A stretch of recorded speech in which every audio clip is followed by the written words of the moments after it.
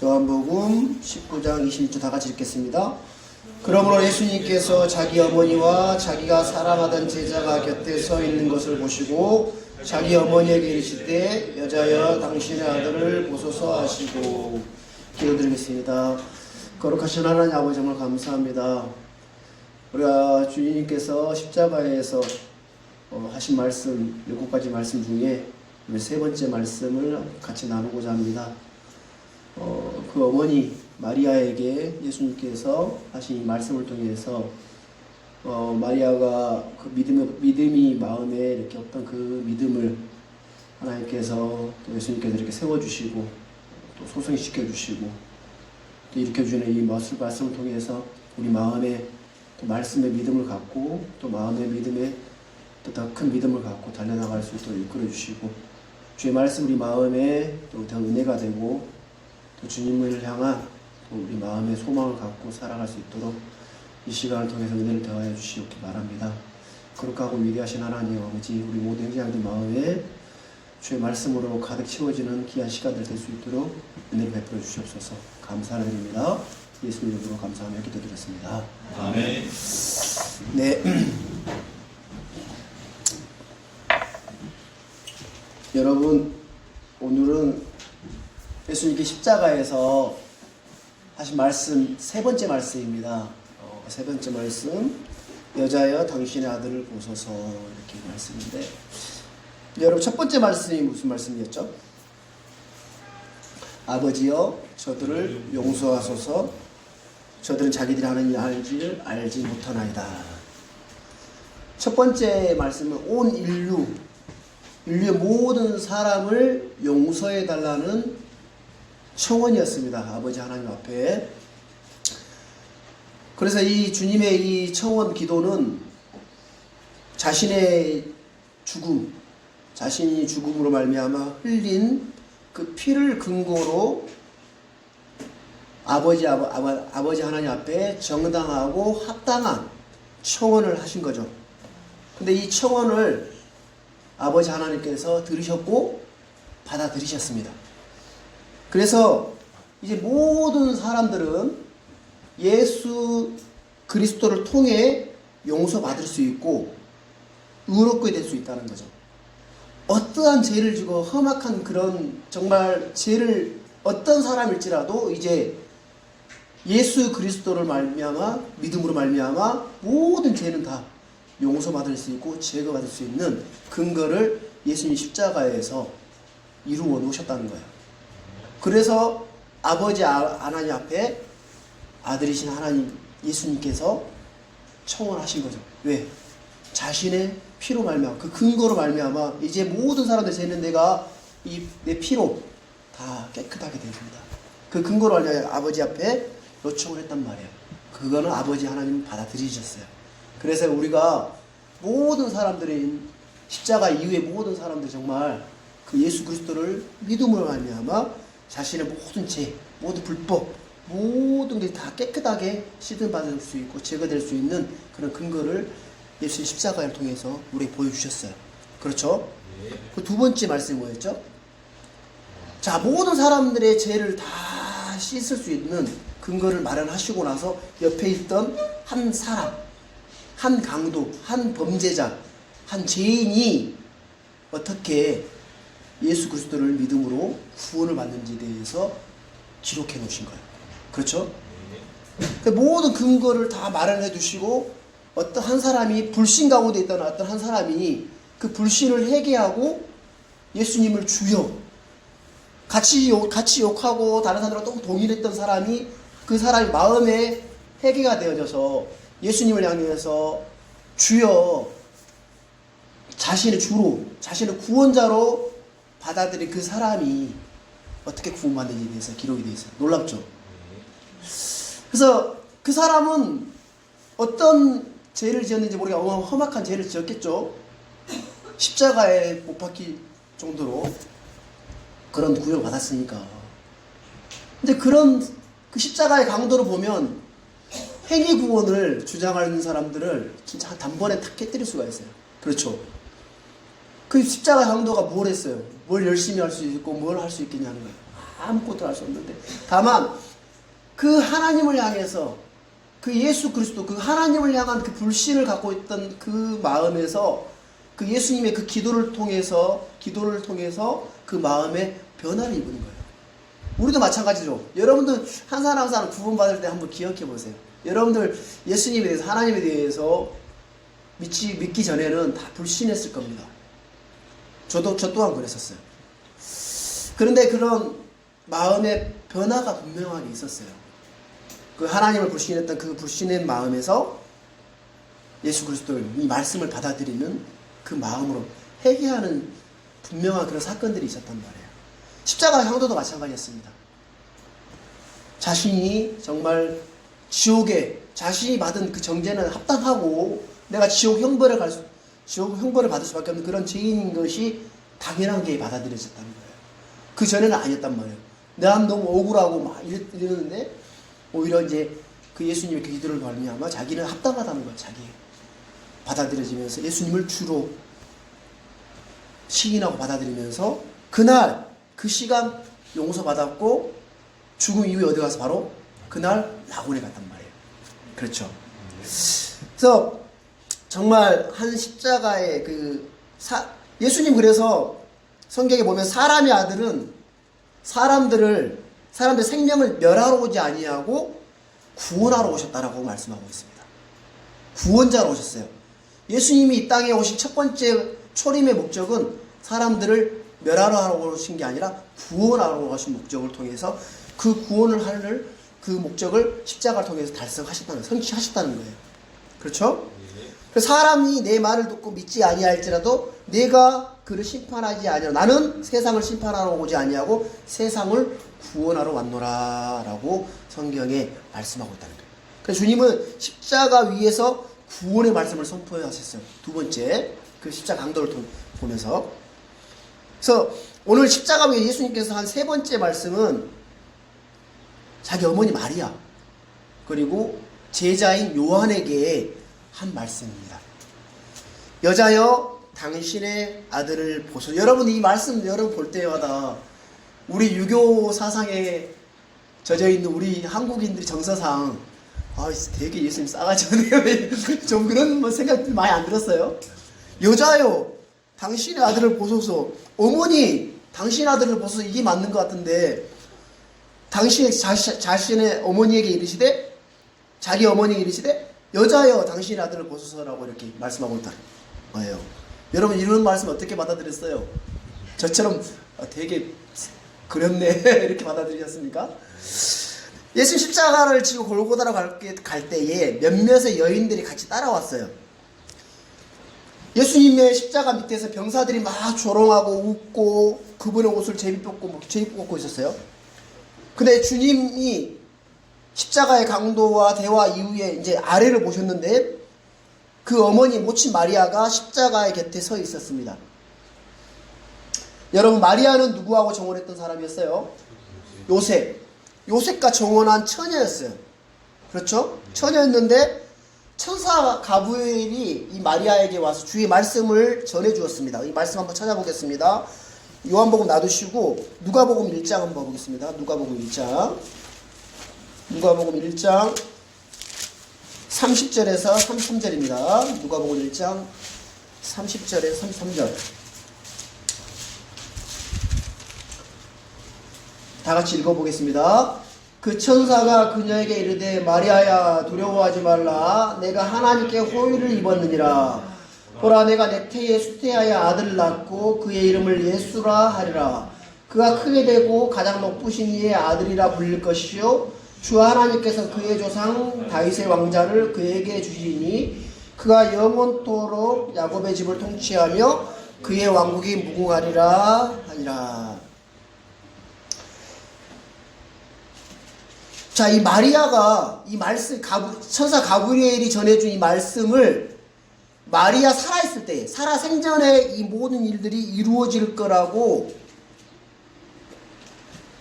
믿었다는 것보다 마리아 생전에 이 모든 일이 이 지금 33절까지 읽었던 이 말씀들이 마리아 생전에 마리아 살아있을 때 일어난 일들은 아닙니다.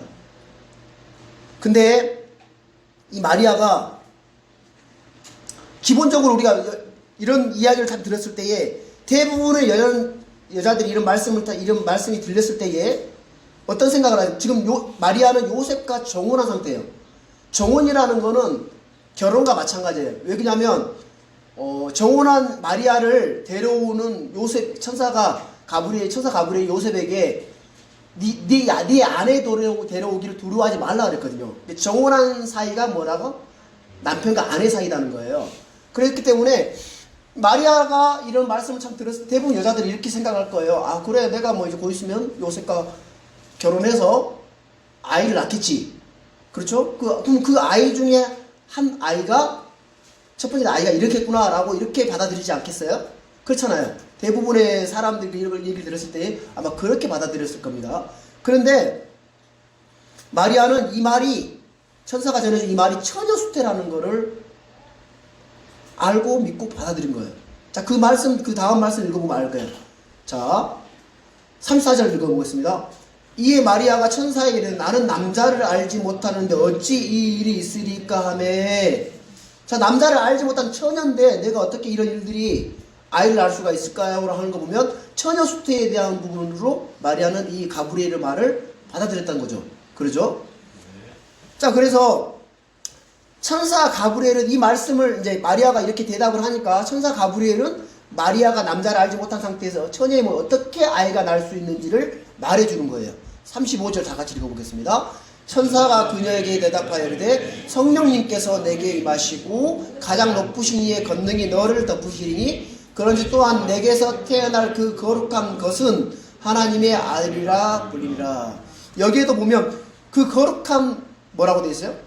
것은 돼 있죠. 우리 킹제임스 성경에 이 거룩한 것은 이렇게 돼 있어요. 실제 영어에서도 그렇게 돼 있고요. 거룩한 것은 그러면 되게 어떤 물건 같잖아요. 그렇죠? 근데 영어 성경 킹제임스 성경에는 그 거룩한 것은 이게 맞는 거예요. 근데 이제 뭐 개혁이라 보면 거룩한 이는 뭐 사람 이렇게 돼 있단 말이에요. 근데 이 예수 그리스도의 이 몸에 대한 부분이거든요. 그래서 이 거룩한 것은 하나님의 아들이라 불리라. 인류의 처음이자 마지막으로 처녀 수태를 통해 한 사람이 태어났습니다. 자, 이 말씀은 이미 미리 기록되어 있었어요. 미리 예언되어 있고 기록되어 있었단 말입니다. 그 말씀을 누가복음 한번 잡아두시고 이사야에서 말씀 봐보세요. 구약 성경에 이미 이 처녀 수태에 대해서 예언되어 있고 기록되어 있단 말입니다. 이사야서 7장 가보겠습니다. 이사야서 7장 14절 이사야 7장 14절 말씀을 찾아보겠습니다.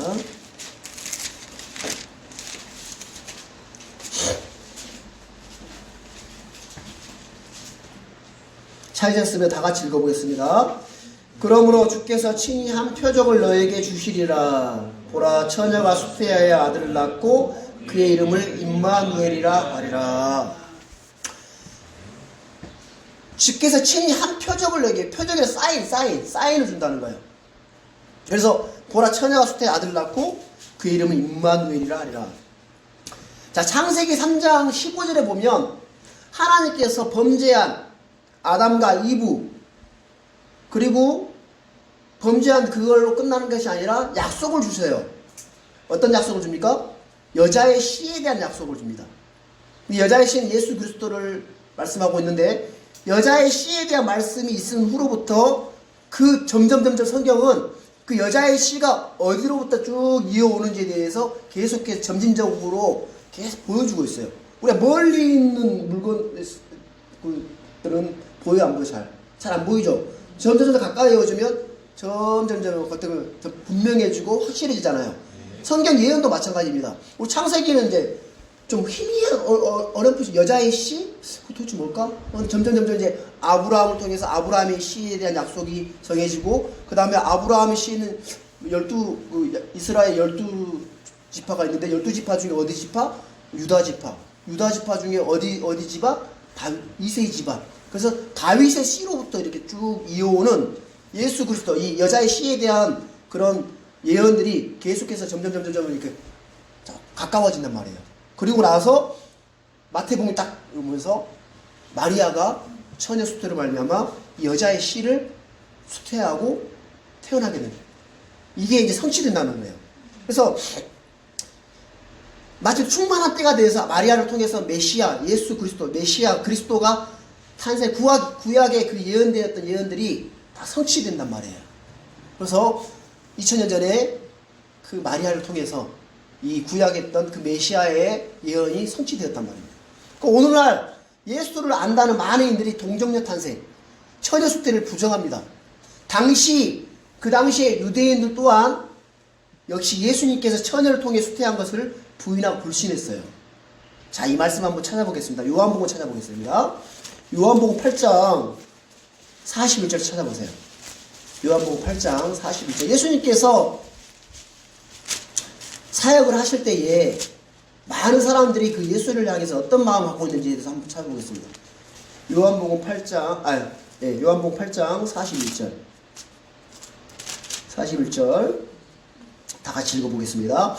너희는 너희 아비가 행하는 일들을 하는도다 하시매 이에 그들이 그분께 이르되 우리는 음행을 통해 나지 아니하였고 우리에게는 한 아버지가 계시니 곧 하나님이시로다 하거늘. 자, 예수님을 믿지 않는 그 유대인들을 향해서 너희는 너희 아비가 행하는, 곧 너희 아비가 누구예요? 마귀, 살인, 거짓 이런 일들을 계속 행하는 거예요. 너희는 너희 아비 마귀가 너희 아비가 행한 일들을 하노도다 하시면서 그렇게 말씀하고 있으니까 사람들이, 그 유대인들이, 그 말을 들은 유대인들이 뭐라고 얘기하니 이에 그들이 그분께 이르되 우리는 음행을 통해 나지 아니하였고 우리에게는 한 아버지 곧 하나님이시로다 하거늘. 이 말이 뭐예요? 너는 음행으로 태어났잖아 라는 거예요.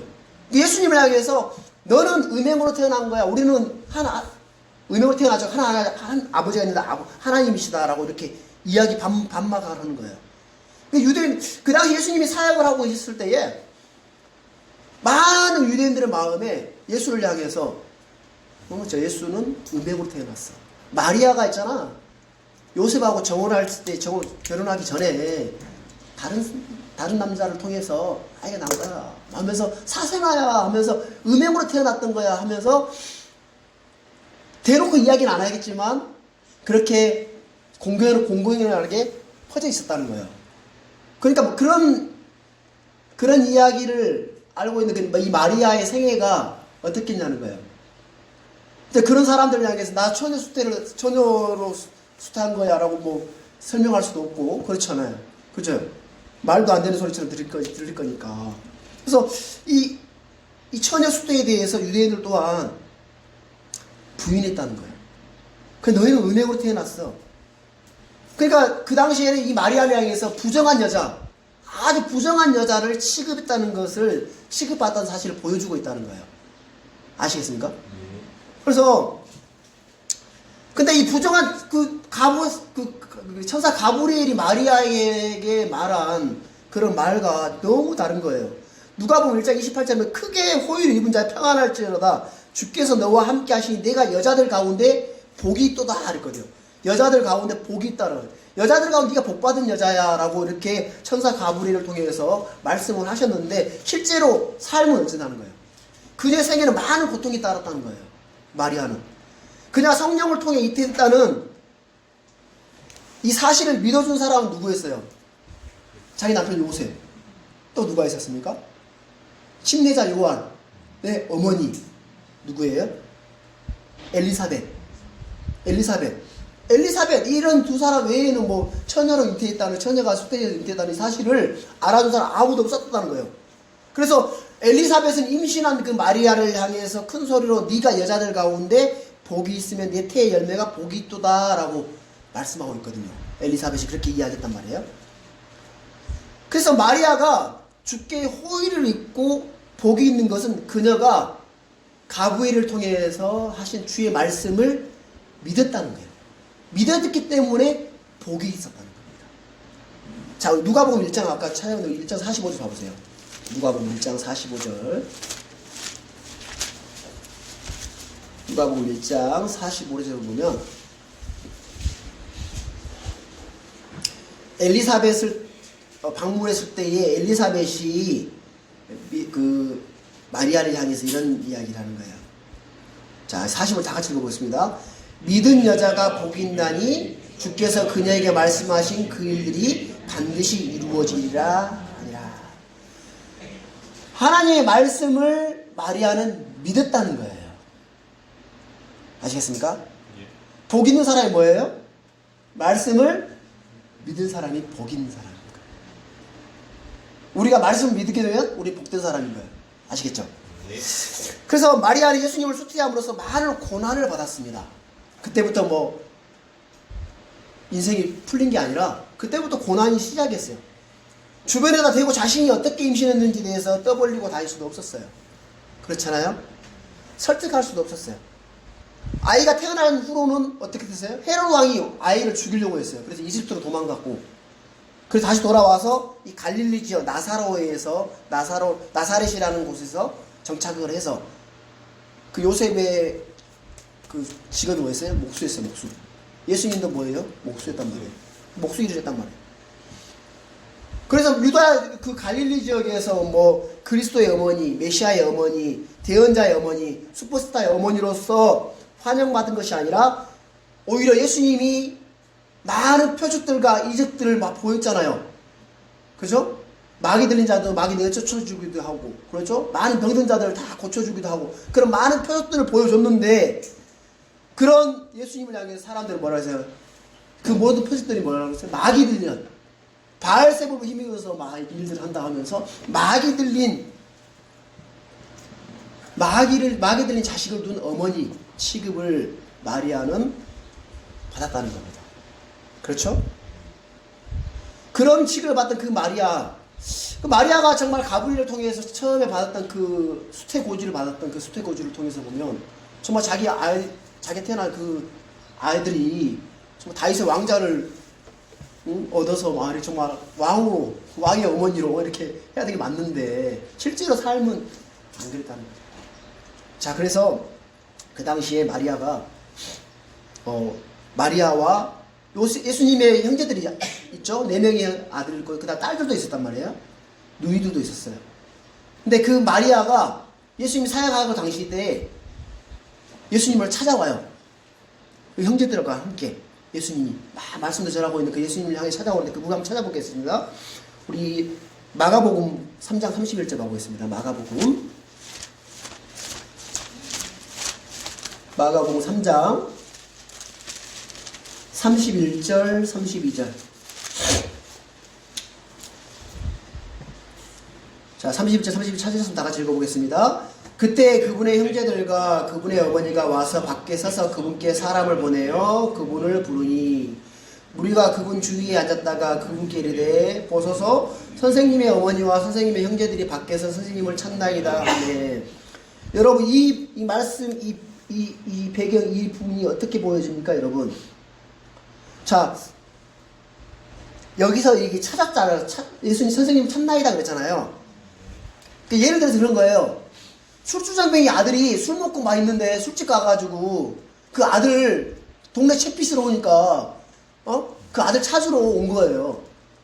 빨리 나오라고 좀 그 동네 채핏 죽겠는데 좀 빨리 가자 하면서 막 그런 술주정뱅이 아들 찾으러 온 그런 느낌 여러분 아시겠어요? 자, 마리아와 형제들이 예수님을 말씀 전하고 있는 막 그 이적들을 펴하고 있는 예수님을 찾아온 이유가 예수님의 어떤 그 사역의 일들 앞에 막 감사하고 기쁨을 읽어온 게 아니고 책빚으로 온 거야. 빨리 데려가고 싶은 거야 집으로. 제발 좀 그런 짓 좀 하지 말고 좀 빨리 가자 집으로 가자 이런 짓 좀 하지 마라 하고 찾으러 온 거예요 예수님을. 어떤 느낌인지 아시겠어요? 네. 이게 그런 느낌인 거예요. 그러니까 마리아가 예수님의 그런 진짜 사역을 잘 이해하지 못했다는 거예요. 이해하지 못했고 돕는 자가 아니라 어떤 한 방해자였음을 좀 보여주는 그런 구절 중에 하나예요. 여러분들 이 부분들이 어떤 이해가 되십니까? 예.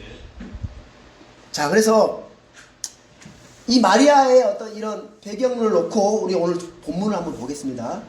본문 요한복음 본문에 오셔가지고 요한복음 19장을 25절 다 같이 읽어보겠습니다. 이제 예수님의 십자가 곁에는 그분의 어머니와 그분의 이모요 글로바의 아내인 마리아와 막달리 마리아가 서 있더라. 십자가 곁에는 3명의 마리아가 서 있었습니다. 그분의 어머니 마리아 그리고 이모 마리아 이모 그다음 마리아, 막달라 마리아. 자, 이들은 주님이 십자가에 못 박혀 죽어가는 모습을 현장에서 지켜보았습니다. 그들은 무리들이 하는 말도 들었고 예수님이 십자가 위에서 기도하는 말씀도 들었습니다. 예수님을 믿고 따랐던 사람들은 모두 그랬지. 모친 마리아는 어느 누구보다 이 십자가에서 고통을 받고 있는 십자가에서 죽은 그 예수 그리스도를 향해서 이 마리아는 어떤 사람들보다 더 큰 마음과 이 혼의 고통을 받았습니다. 자기 몸에서 난 아들이 온 이스라엘의 정죄뿐만 아니라 종죄와 저주를 받고 그것뿐만 아니라 나무에 달린 자마다 하나님께 저주받은 자라는 이 말씀이 구약 성경에 있단 말이에요. 사람들의 정죄뿐만 아니라 저주뿐만 아니라 십자가에 나무에 달려 죽은 이 사건을 통해서 하나님에게 저주받은 자로서 십자가에 못 박힌 자를 보여주는 거예요. 그러니까 얼마나 마음에 고통스럽겠어요. 어머니로서. 그렇잖아요. 이 혼의 고통을 받는 거예요. 정말 이 마리아의 심정을 생각해 보면 정말 고통스럽겠어요. 그렇죠? 근데 이런 여인들과 이 마리아와 달리 예수님의 죽으심과 부활, 그 죽으심을 미리 예비한 여인이 성경에 딱 한 여인이 나와요. 향유를 부인 여인, 베다니에서. 그 여인은 그 예수님의 그 말씀을 다 믿었어요. 그러니까 예수님이 곧 죽으실 거에 대한 사실도 알았고 부활도 믿었어요. 그래서 그 예수님이 그 죽으심을 장사 지내기 전에 기름을 붓고 향유를 붓고 그 장사를 준비했다는 거예요. 놀랍죠? 그 여인의 그 믿음 보면. 많은 그 따르던 제자들뿐만 아니라 많은 여인도 따랐었는데 아무도 안 믿었는데 예수님이 말씀 안 하신 게 아니잖아요. 계속해서 말씀하셨는데도 아무도 안 믿었는데 그 죽기 전에 그 장사를 준비한 여인이 딱 생겨서 그 온 복음이 접했을 때마다 이 사실을 알리라고 했잖아요. 놀라운 믿음입니다. 그 여인 한번 하늘나라서 보고 싶어요. 어떤 부위인지. 근데 그와 반면에 이 십자가 밑에 있던 세 명의 마리아는 그 사실을 믿지 못했던 거예요. 아직. 예수님의 죽으심과 고난, 예수님의 고난, 부활, 죽으심 부활에 대해서 전혀 알지 못했다는 겁니다. 자, 예수님이 어린 시절 때에 성전에 왔을 때에 어린 시절에 예수님이 그 요셉과 그 어머니 마리아와 함께 성전에 왔을 때에 그 시므온이라는 대언자가 있었어요. 성전에 여대언자도 있었죠. 안나라는 여대언자가 있었고 이 시므온이라는 대언자가 마리아를 축복하면서 이런 말씀을 해요. 누가복음 2장 35절 한번 찾아볼게요. 누가복음 2장 35절. 누가복음 2장 35절 말씀입니다.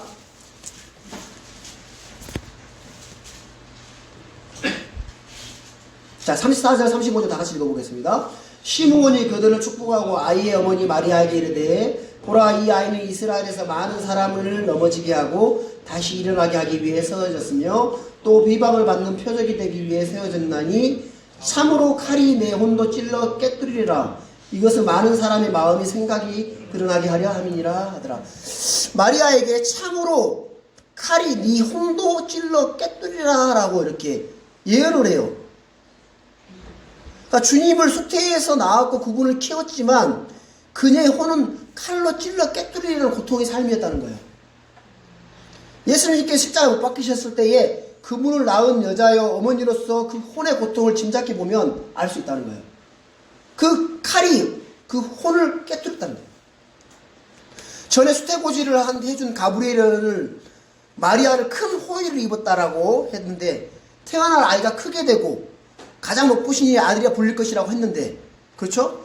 그의 조상 다윗의 왕자를 받고 또 영원토록 야곱의 집을 통치할 것이라고 했는데 그의 왕국이 무궁할 것이라고 했는데 왕은 고사하고 오히려 지금 저주받아가서 나무에 달려 채 죽고 있다는 거예요. 얼마나 고통스럽겠어요. 유대인들은 누구나 다 율법을 통해 이 죽음이 하나님으로 말미암아 저주받은 저주. 그러니까 예수님을 따르던 많은 사람들이 그 예수님을 십자가에 못 박으소서, 저 사람 절대 메시아가 아니다, 저는 그 전 사람 그리스도가 될 수 없다 라고 했던, 자기들이 막 호산나 다윗 자손이 한번 막 외쳤던 그 사람들이 오히려 여러분 애착을 가졌던 게 배신되면 어떻게 돼요? 더 막 심해지는 거 아시죠? 그죠? 내가 막 아끼고 했던 그것들이 날 배신해버리면 더 막 미움으로 더 다가가는 것처럼, 그냥 죽이면 안 돼. 진짜 저주의 표상으로 만들어야 돼. 그래서 그 당시에 어떤 그런 사형 제도인 십자가형을 죽이라는 거예요. 십자가형. 나무에 달려 죽여야 돼. 저주의 표본이 되도록 만들어버리는 거죠. 십자가에 답답하게 죽이라고 막 그렇게 청원을 했잖아요. 그죠? 나무에 달린 자는 하나님께 저주받은 자니라. 신명기 21장에 나와 있거든요. 그래서 그분은 왕자에 앉으신 것이 아니라 나무에 달려 매달렸다는 거예요. 마리아는 예수님이 우리를 위해서 율법의 저주가 되사 율법의 저주에서 우리를 구속하셨던 이 사실을 몰랐다. 친히 나무에 달려 자신의 몸으로 우리 죄들을 지셨다라는 이 진리를 알지 못했다는 거예요. 그래서 그 칼이 그 혼에 찔려 깨뚫렸다는 거예요. 너무 고통스러웠던 거죠. 그렇죠? 자, 21절 보겠습니다. 요한복음 본문. 요한복음. 그런 상태예요. 마리아의 마음 상태가. 요한복음 19장 26절. 다 같이 읽어보겠습니다. 그러므로 예수님께서 자기 어머니와 자기가 사랑하던 제자가 곁에 서 있는 것을 보시고 자기 어머니에게 이르시되 여자여 당신의 아들을 보소서 하시고. 예수님은 처음에는 위로 아버지 하나님 옆에 위를 쳐다봤습니다. 그리고 아버지를 부르셨어요. 그 다음에 곁에 못 박혀 있던 십자가의 강도를 보셨고, 그 다음 마지막으로 주님은 아래에 있는 자기 어머니와 자기가 사랑하던 제자를 보셨어요. 그래서 주님 먼저 자기 어머니에게 말씀하셨습니다. 뭐라고 했어요? 여자여 당신의 아들을 보소서. 여자여란 말을 처음에 받아들이기 참 쉽지가 않은데 우리 정서상 참 어색하잖아요. 그죠? 어색한데 주님께서 성경에 보면 개라고 불렀던 수로보니게 여인을 뭐라고 이야기했어요? 가난한 여자. 오 여자여 내 믿음이 크도다.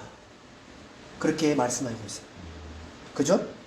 18년 동안 병약한 영에 잡혀가지고 그 잡힌 여인을 고쳐주시면서 뭐라고 하시면 여자여 내가 너의 병약한 것에 풀려갔느니라 라고 말씀해요. 여러분 사마리아 여인 기억하십니까? 사마리아 여인에게도 여자여 내 말을 믿으라. 너희가 이 산에서도 아버지 경배하지 않고 예루살렘에서도 경배하지 않을 때가 이르니라. 여자여 라고 이렇게 말씀하고 있어요.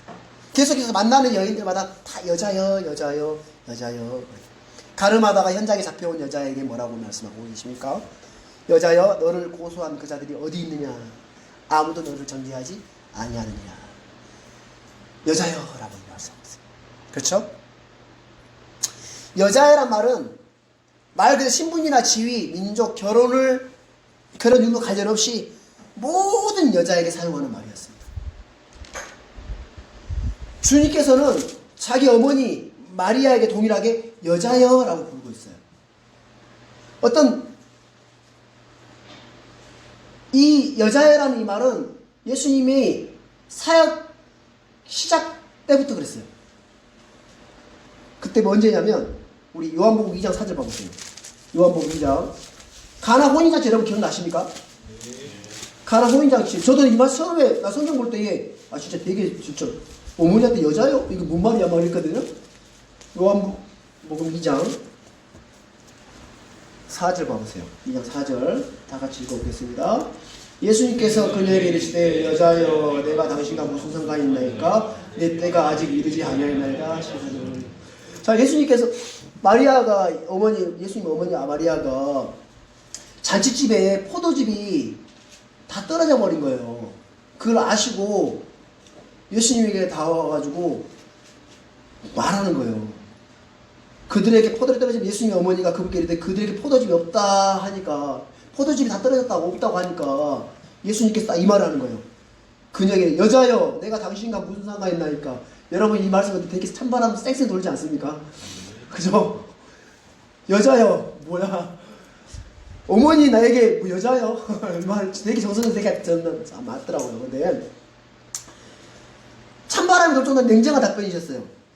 그러니까 공생의 사역에서 주님이 모친 마리아에게 보여준 말이나 행동은 어떤 모자 관계가 아니라 주인과 종의 관계를 보여주고 있어요. 주종 관계를 나타내 보여주고 있어요. 그러니까 주종 관계를 확립하는 것이었어요. 마리아는 예수님을 낳은 여자로서 어머니는 맞는데 여전히 죄에서 구원받아야 할 죄인이라는 거예요. 무슨 말 아시겠습니까? 마리아는 육신으로 예수님의 모친이기 맞지만 또한 그의 주 하나님, 주인 예수 그리스도에게는 여종이라는 거예요. 자, 누가복음 1장 38절 한번 찾아보세요. 우리 누가복음 1장 38절.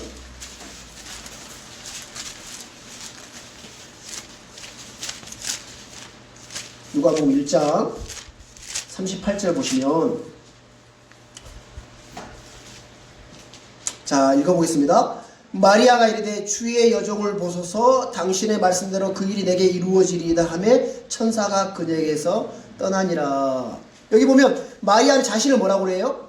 주의 여종이라고 했어요.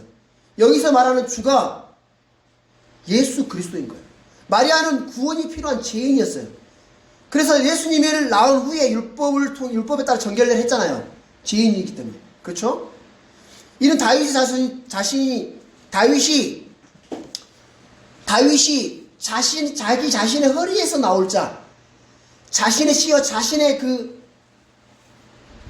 후손, 아들인 자를 향해서 나의 주라고 이렇게 부른 것 같다는 거예요. 나의 주. 다윗이 그랬잖아요. 다윗이 영안에서 그를 주라 불렀어요. 앞으로 태어날 자기 후손을 향해서 나의 주 이렇게 말씀했다는 거예요. 다윗이. 그와 마찬가지예요. 마리아도 육신으로 자기 배에서 태어난 했지만 그분은 자기보다 앞서신 하나님이에요. 참 하나님이시다. 주였다, 주. 자기 주였다는 거예요. 그렇죠? 자, 우리가 한번 말씀 찾아보겠습니다. 우리 마태복음 22장 봐보세요. 마태복음 22장. 우리 전에 한번 제가 이 말씀 한번 전했던 것 같은데, 마태복음 22장 43절, 45절. 22장 43절, 45절. 다 같이 읽어보겠습니다. 그분께서 그들에게 이르시되 그러면 어찌 다윗이 영안에서 그를 주라 부르며 이르되 주께서 내 주께 말씀하시기를 내가 네 원수들을 내 발받침을 삼을 때까지 너는 내 오른편에 앉아있으라 하셨도다 하느냐. 그러면 다윗이 그를 주라 부르시되 어찌 그가 그의 자손이 되겠느냐 하시니. 자, 바리새인들에게 되물으신 거예요. 그리스도가 누구 자손이냐. 그러니까 다윗 자손이죠. 이렇게 하니까 그러면 그 다윗이 시편에 어찌 주께서 내 주께 말씀하시기를 내가 내 원수들을 내 발받침으로 삼을 때까지 너는 내 오른편에 앉아있으라 했는데, 다윗이 자기 후손을 향해서 주라 부르는데 어찌 그가 주라고 부르는데 어떻게 그게 자손이 되겠느냐라고 되묻는 거예요. 그러니까 다윗의 자손 그리스도는 후손도 맞지만 앞서신 분이야. 그게 주라는 거예요. 아시겠습니까? 그래서 마리아도, 자, 누가복음 1장 46절 48절은 마리아가 이르되 내 혼이 주를 크게 높이고 내 영이 하나님 곧 내 구원자를 기뻐하였나니 이는 그분께서 자신의 여종의 낮은 처지에 관심을 두셨기 때문이라. 보라, 이제부터 모든 세대가 나를 가리켜 복이 있다 하리로다. 누가복음 1장 46절에서 48절 찾아보시면 마리아가 이렇게 말을 해요.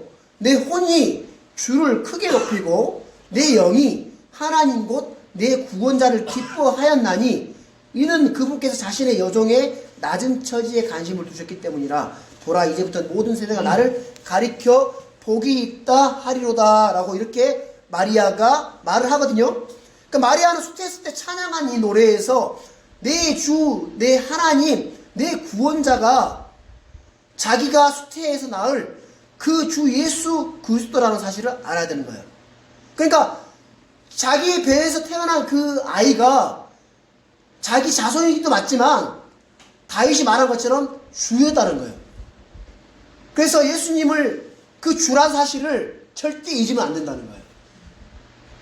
그래서 지금 요즘 날 카톨릭에서 주장하는 마리아는 죄 없이 태어났다 라는 걸 주장하는 그런 교리가 있거든요. 카톨릭에서. 그래서 그 마리아를 숭배하는 일들을 한단 말이에요. 그래서 마리아는 자신을 절대 예수 그리스도보다 높이면 안 돼요. 절대 높일 수가 없어요. 그냥 한 죄인이에요. 그래서 여자야 그러는 거예요. 너는 죄인이야. 그리고 어떤 여인과 동일하게 여자들 위에 있는 여자가 아니라 여자들 가운데에서 너는 복받은 것이지, 믿었기 때문에 복을 받은 것이지 여자들 위에 있는 여자가 아니다는 거예요. 요즘에 캐톨릭은 어떻게 해요? 여자들 위에 마리아를 둬서 마리아를 숭배하잖아요. 그렇잖아요? 오히려 예수 그리스도보다 더 높이 세우고 있지 않습니까? 그렇죠? 그래서 이 마리아는 자신의 여종의 낮은 처지라고 말하면서 자신이 비천한 죄인이고 종인 것을 고백하고 있다는 거예요. 이 사실에서 벗어나면 안 돼요. 마리아는 절대로. 아시겠습니까? 자, 우리 요한복음 다시 본문에 오셔가지고 우리 자주 이런 거 찾고 있는데 요한복음 19장 다시 한번 보겠습니다. 26절에 보면 예수님은 십자가 위에서 마리아를 자신의 어머니라고 부르셨어요. 어머니 맞죠? 근데 사람의 아들로서 예수님은 육신의 어머니 마리아를 두셨어요. 그렇죠? 그렇죠? 어머니 맞아요, 안 맞아요? 근데 여러분, 요셉은 아버지예요? 마리아의 남편 요셉은 예수 그리스도의 아버지입니까? 절대 아니에요. 그렇죠? 아버지 아니에요. 근데 요즘 바뀐 역본들 있잖아요. 요즘 역본들은 부모라는 말이 나와요. 부모. 개역 개정에도 보면 부모라고 그래요. 근데 이 사실을 한번 짚어보고 가보겠습니다. 자, 우리 누가복음 한번 찾아보세요. 누가복음 2장 48절. 절대 이 요셉이 예수 그리스도의 아버지가 될 수 없어요. 자, 누가복음 2장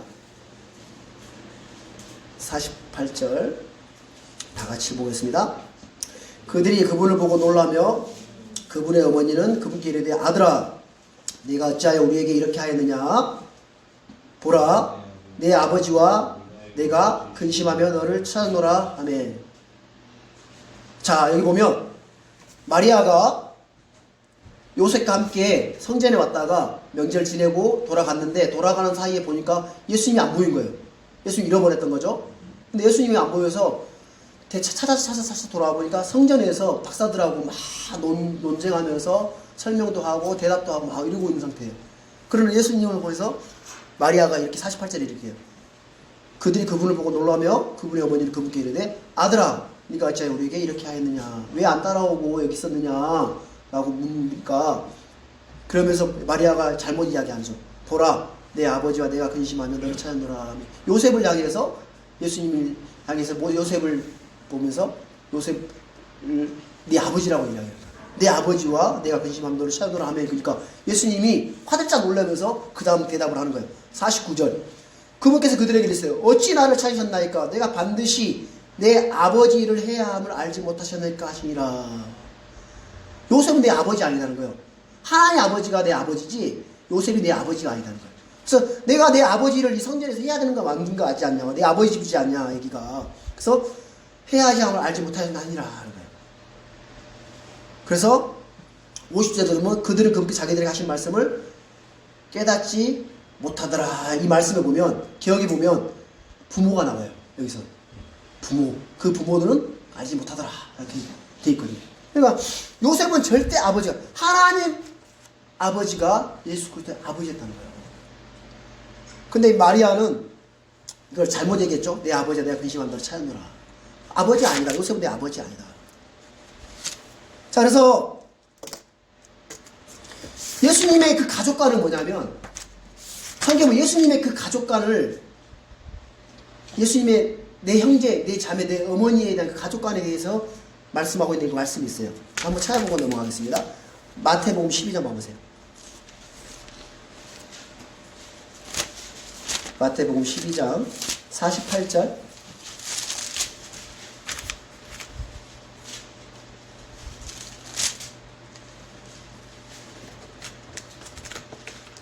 다 같이 읽어보겠습니다.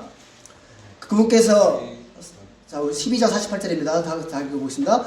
그분께서 자기에게 말한 사람에게 응답하여 이르시되 누가 내 어머니냐 누가 내 형제들이냐 하시고 49절 손을 내밀어 자기 제자들을 가리키며 이르시되 내 어머니와 내 형제들을 보라. 50절 누구든지 하늘에 계신 내 아버지의 뜻을 행하는 자 곧 그가 내 형제요 자매요 어머니라 하시니라.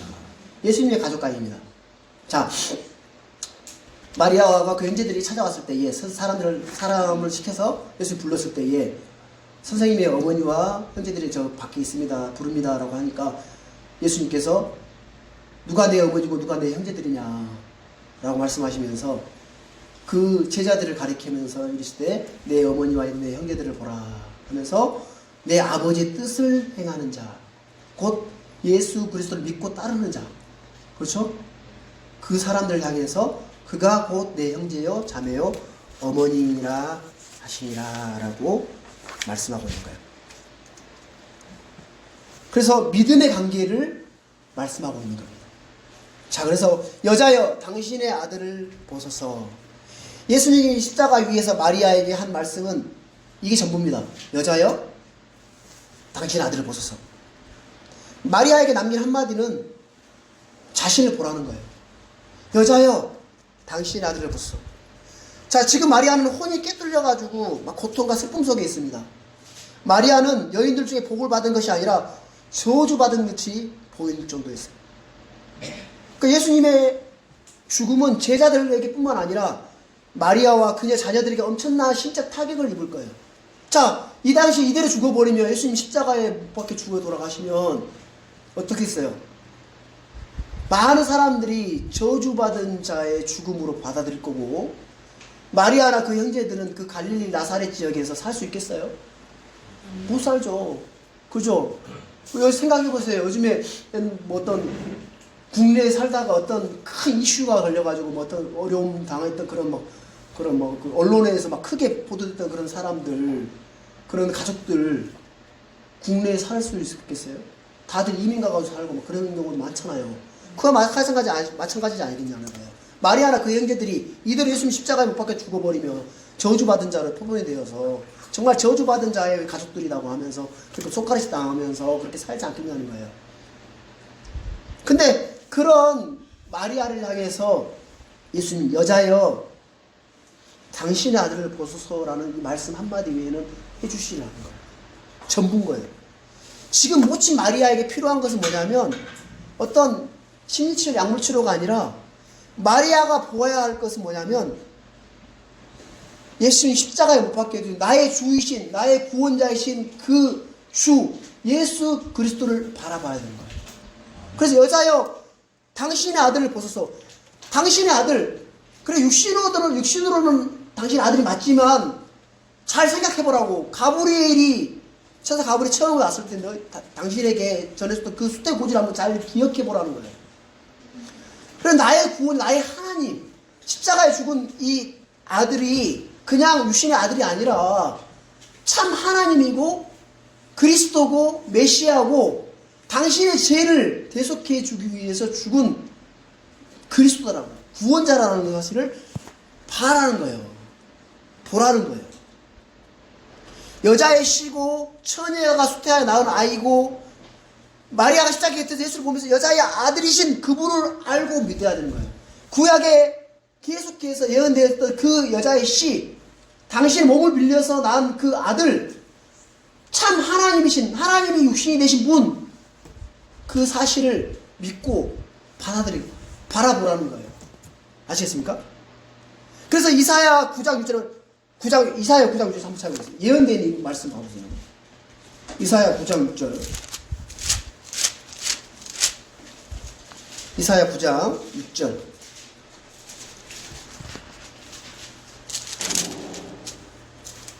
다 같이 읽어보겠습니다. 이는 한 아이가 우리에게 태어났고 한 아들을 우리에게 주셨는데 그의 어깨에는 정권이 놓이고 그의 이름은 놀라우시니 조언자, 강하신 하나님, 영존하는 아버지, 평화의 통치자라 할 것이기 때문이라. 자, 한 아이가 우리에게 태어났고 한 아들을 우리에게 주셨는데, 자, 그 아들이 어떤 존재냐면 그의 어깨는 정권이 놓이고 그의 이름은 놀라우시니 좋은 자, 뭐라고? 강하신 하나님, 영존하는 아버지, 평화의 통치자라 할 것이기 때문이라. 이거 누구예요? 예수 그리스도라는 거예요. 그래서 우리는 언제나 예수를 보아야 합니다. 예수 그리스도를 바라보아야 되는 거예요. 성경은 말합니다. 자, 이사야 찾으셨으니까 이사야 45장 봐보세요. 이사야 45장 22절 말씀 찾아보겠습니다.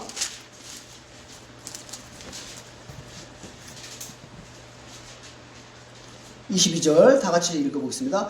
땅의 모든 끝이여 나를 바라보라. 그리하여 너희는 구원을 받을지어다. 나는 하나님이요 나 외에는 다른 이가 없느니라. 십자가에 못 박히신 주님은 십자가에 있는 사람들은 물론이요 온 세상 사람들에게 말씀하고 있습니다. 땅의 모든 끝이여 나를 바라보라. 그리하여 너희는 구원을 받을지어다라고 말씀하고 있는 거예요. 십자가에 못 박힌 그분은 주 하나님이시다는 겁니다. 참 하나님이시에요. 하나님은 나를 바라보라고 하십니다. 예수님은 여자여 당신의 아들을 보소서 이렇게 우리 벌써 있는데 당신의 아들을 보라 이런 거예요. 명령하고 있는 거예요. 당신의 아들을 보라. 나는 구약에 이미 예언되어 있던 그 참 하나님이다. 참 그리스도고 당신의 모든 죄값을 다 치루실 그런 메시아고 그리스도 구원자다라는 사실을 마리아에게 보라는 거예요. 그래서 그 마리아가 그 혼에 찔려 고통받고 있는 그게 문제가 아니라 그 마음의 믿음을 세워주는 일들을 예수님 그 마리아를 향해서 하고 있더라는 겁니다. 그렇죠?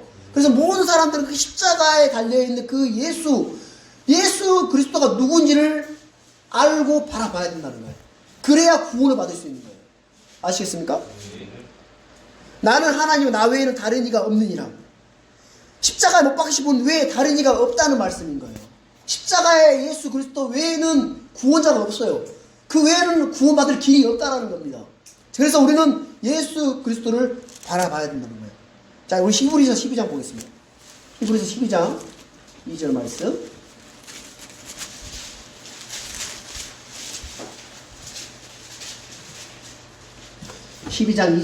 히브리서 12장 2절 말씀 다 같이 찾았으면 읽어보겠습니다. 우리의 믿음의 창시자여 또 완성자이신 예수님을 바라보자. 그분께서는 자기 앞에 놓인 기쁨으로 인해 십자가를 견디사 그 수치를 멸시하려니 이제 하나님의 왕자 오른편에 앉으셨느니라. 예수님을 바라보자.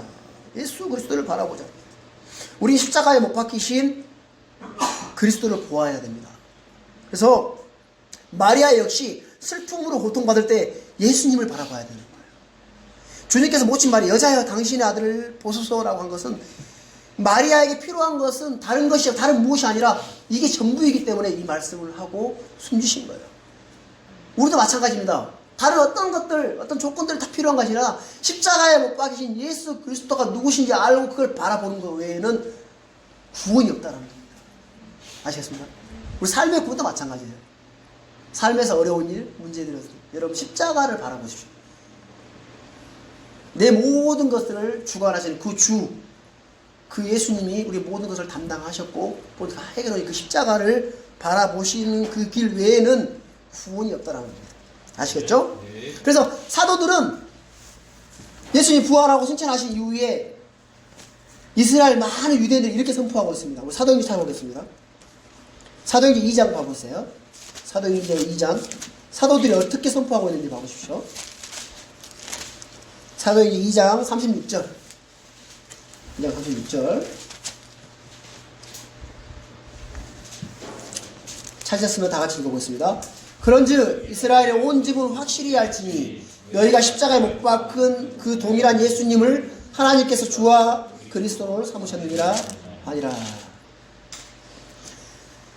이스라엘 온 집 마리아를 포함한 이스라엘 모든 사람들이 확실히 알아야 될 게 뭐냐면 십자가에 못 박은 그 예수가 사생아도 아니고 너희가 이가던 음행으로 태어난 사람도 아니고 구약에서부터 예언되어져 있던 그리스도 메시아라는 것을 여러분 너희들은 알아야 된다라고 사도들은 선포하고 있는 거예요. 그걸 알면 이스라엘 사람들은 구원을 받아요. 그렇잖아요. 그렇죠? 자, 사도행전 4장 10절에 보면 성전 미문에 앉아있던 그 안진뱅이를 일으켰던 베드로와 요한이 그런 안진뱅이가 막 뛰며 놀며 막 찬양하며 올라가던 그 모습을 보던 많은 유대인들이 저 사람 도대체 어떻게 저렇게 된 거야? 라고 물었을 때 베드로가 이렇게 말하고 있습니다. 사도행전 4장 10절 봐보십시오. 다 같이 읽어보겠습니다. 너희 모두와 이스라엘 온 백성이 이것을 알라. 곧 너희가 십자가에 못 박았고 하나님께 죽은 자들로부터 살리신 나사렛 예수 그리스도 이름으로 말미암아 곧 그분을 말미암아 이 사람이 온전하게 여기 너희 앞에 서 있느니라. 또 베드로 또한 이렇게 말씀하고 있잖아요. 너희 모두와 이스라엘 온 백성이 이것을 알라. 뭘 알라?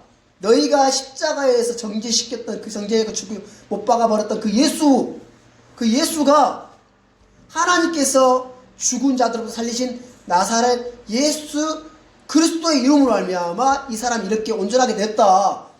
너희가 그렇게 죽으면서 그 예수님은 부활하셨고 참 하나님이시라는 사실을 분명하게 선포하고 있다는 거예요.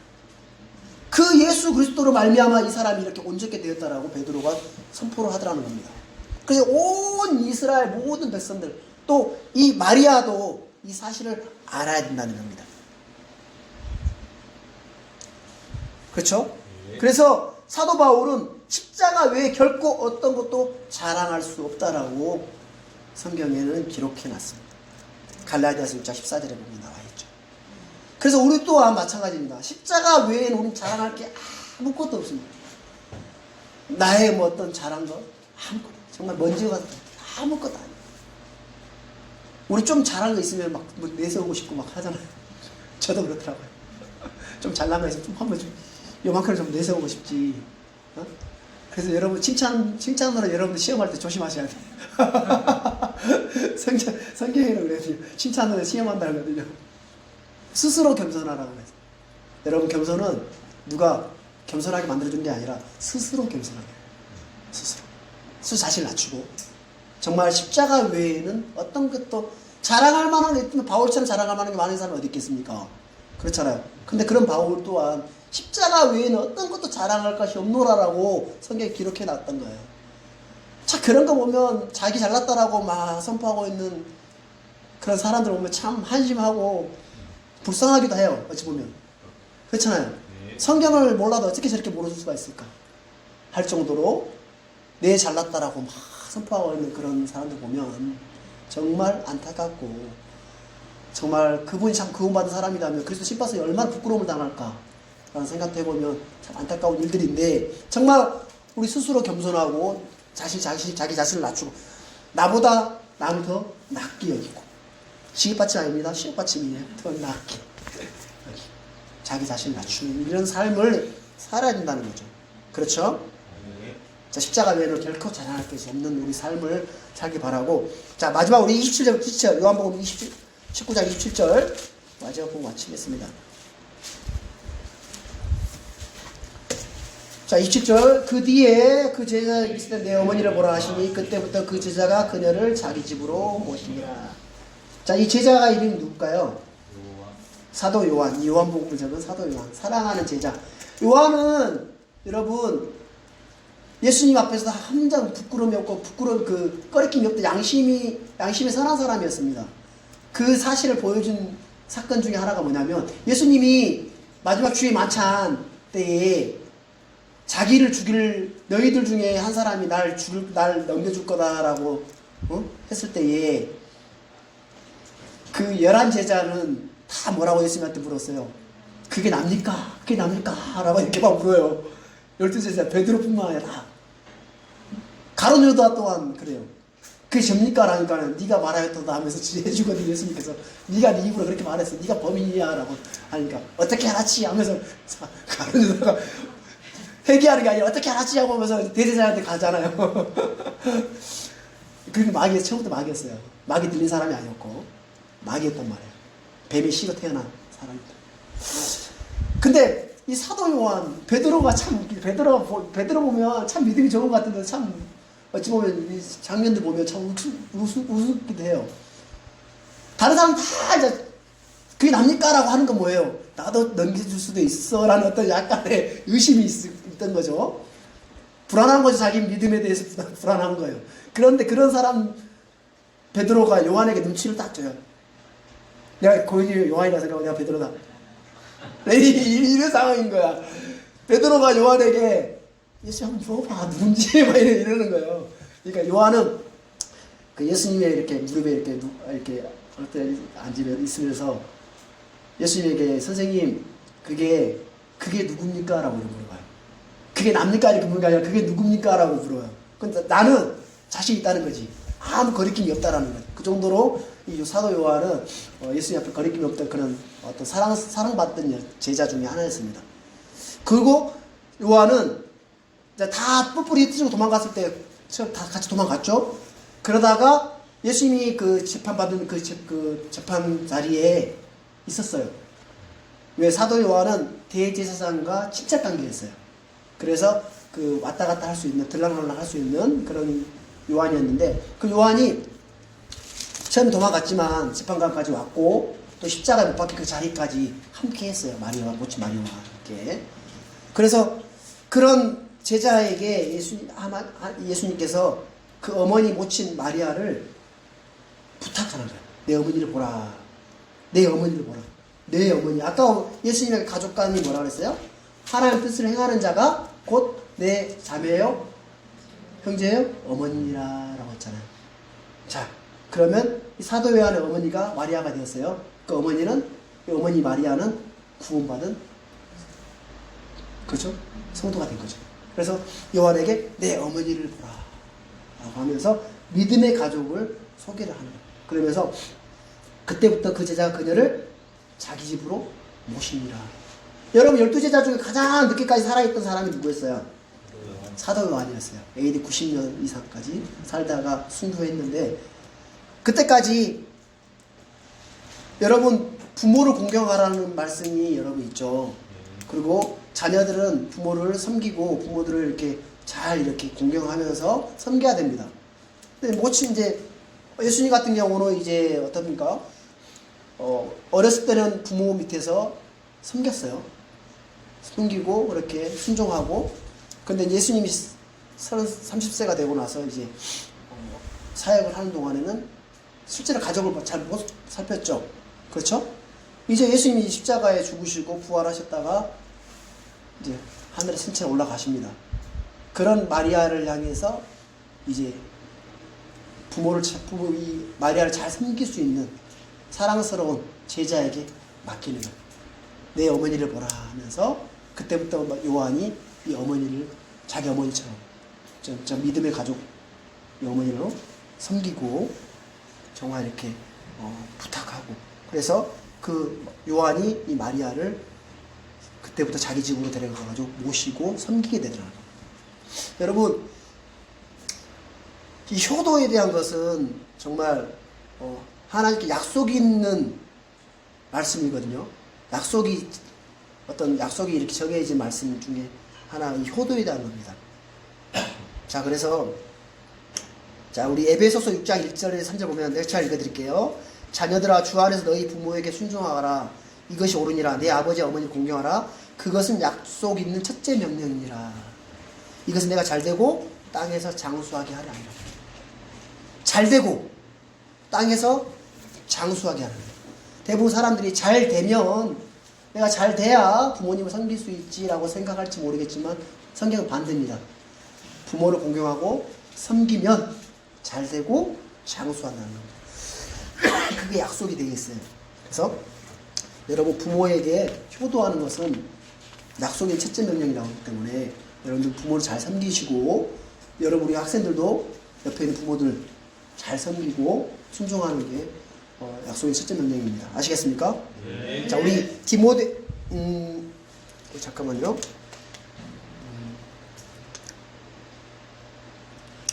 우리 디모데전서 5장 8절 보겠습니다. 디모데전서.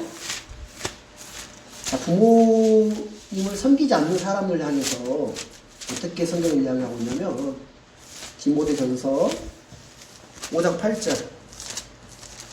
디모데전서 5장 8절. 저도 이 말씀이 되게 막 크게 와닿았었거든요.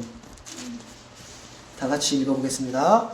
그러나 누가 자기 친족, 특히 자기 집 사람들을 부양하지 아니하면 그는 믿음을 부인한 자요 불신자보다 나쁜 자니라. 뭐라고 했어요? 불신자보다 더 나쁜 자라고 말씀하고 있습니다. 그렇죠? 불신자보다 더 나쁜 자라고 성경은 말씀하고 있습니다. 그래서 사도 요한은 예수님께서 말씀한 내 어머니를 보라고 했던 것처럼 그 마리아를 정말 효도하고 공경하고 잘 모시고 살았겠어요? 안 살았겠어요? 살았겠죠. 그렇죠. 그 이후의 것들은 나와 있지 않지만, 그렇죠? 그때부터 그녀를 자기 집으로 모신이라는 이 말씀을 통해서 잘 섬겼을 것 같아요. 늦게까지 살아있으면서도 그 어머니 모친 마리아를 잘 섬겼을 것 같습니다.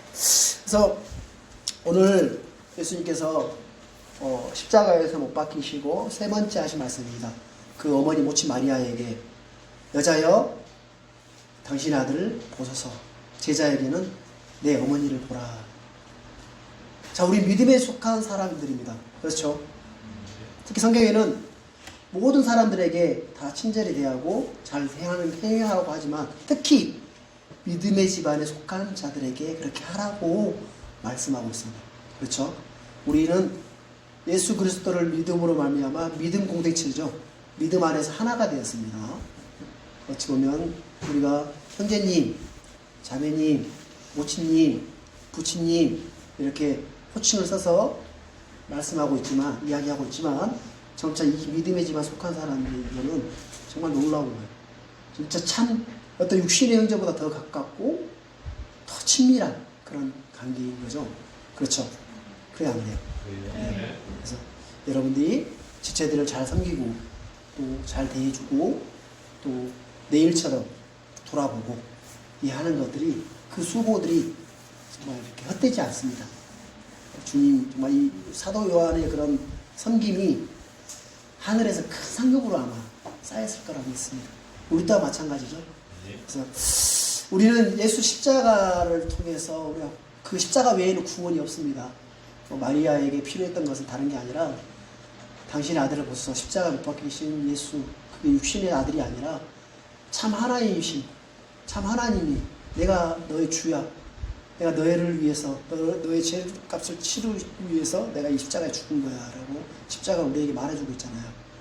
그래서 우리는 죄 가운데 거하는 것이 아니라 죄를 거부하고 정말 이렇게 믿음의 성령에 이끌림 받아서 살고자 합니다. 그래서 그 십자가를 향해서 예수 그리스도를 바라보고 또 우리 함께하고 있는 믿음의 가족들을 향해서 또 친절히 대하고 또 내 어머니, 내 진짜 형제, 정말 자매처럼 잘 대하는 그런 가운데 우리가 삶을 살다 보면 하나님께서 우리에게 복 주시고 또 하늘에 많은 부와 금과 은과 보석으로 쌓일 거라 믿습니다. 그런 삶을 우리가 살게 되기를 간절히 구합니다. 아시겠죠? 마치겠습니다.